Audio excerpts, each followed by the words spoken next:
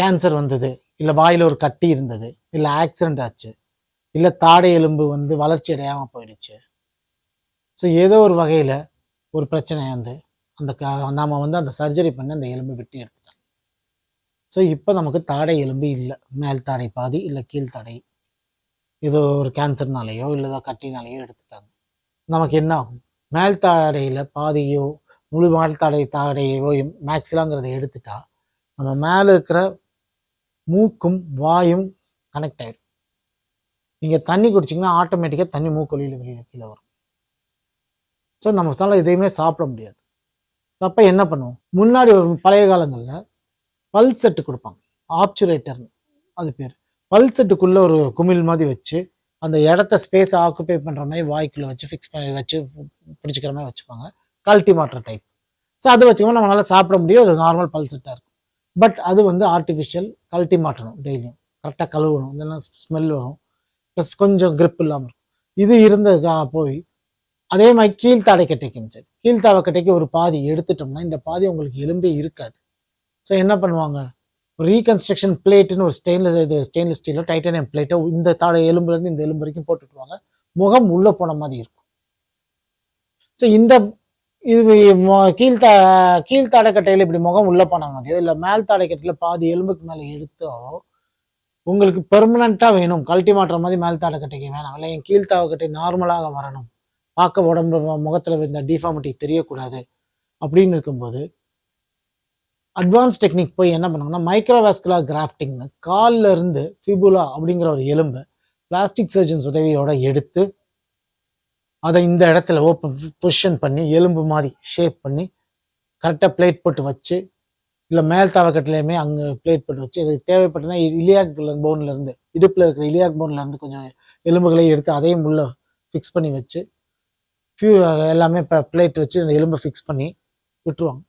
நாளடைவுகளை ஆட்டோமேட்டிக்காக என்ன ஆகும்னா அந்த எலும்போட சேர்ந்து ஃபியூஸ் ஆகி ஒரே எலும்பாக மாறிவிடும்.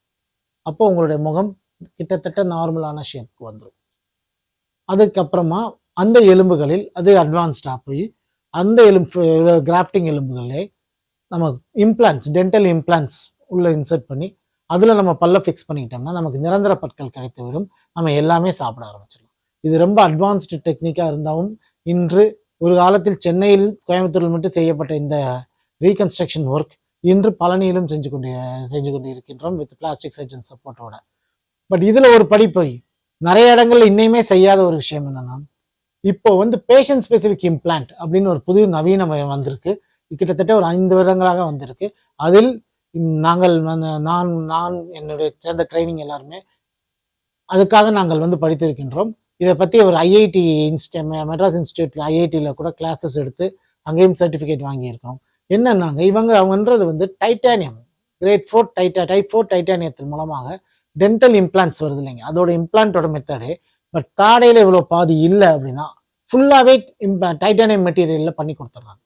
ஸோ பிளேட் மாதிரி நம்ம ஆப்ரேஷன் பண்ணி இந்த தாடை இதுலேருந்து இது வரைக்கும் எடுத்துட்டோம். அப்போவே வந்து அன்னைக்கே அந்த பிளேட்டை எடுத்து அன்னைக்கே முதலே சீட்டியை வச்சு அந்த பிளேட் ஷேப்பெல்லாம் ரெடி பண்ணி வச்சுருவாங்க. டைரெக்டாக அந்த பிளேட்டை ஃபிக்ஸ் பண்ணிட்டு தையல் போட்டுவிட்டுருவோம். புண்ணு ஆறுனதுக்கப்புறம் பார்த்தீங்கன்னா உங்கள் முக அமைப்பு ஷேப் கிடைச்சிடும் அந்த பிளேட் உள்ள இருக்கனால.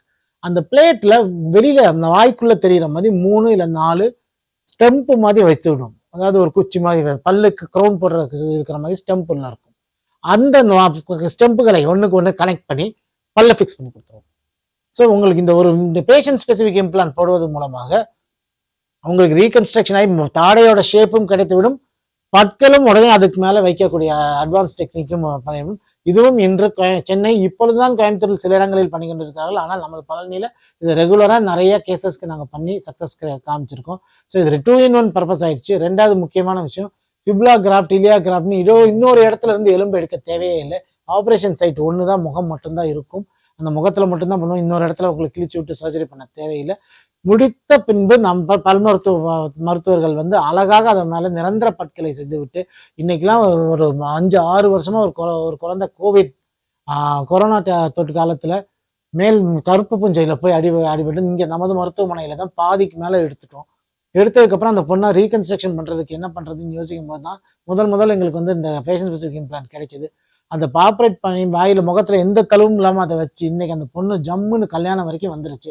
அந்த பொண்ணுக்கு ஒரு மறுவாழ்வே இந்த பேஷண்ட் ஸ்பெசிஃபிக் இம்ப்ளான்ட் மூலமாக கிடைத்தது கூறி. ஸோ இதுவும் ரொம்ப ஈஸியான வேலை தான். ஏதோ ஆயிடுச்சு, எலும்பெல்லாம் போயிடுச்சுன்னு பயந்துக்காதீங்க. இன்னைக்கு அதையும் ரீகன்ஸ்ட்ரக்ட் பண்றதுக்கான அனைத்து வாய்ப்புகளும் நமது மருத்துவமனையில் இருக்குது என்பதை குறிப்பிட்டேன்.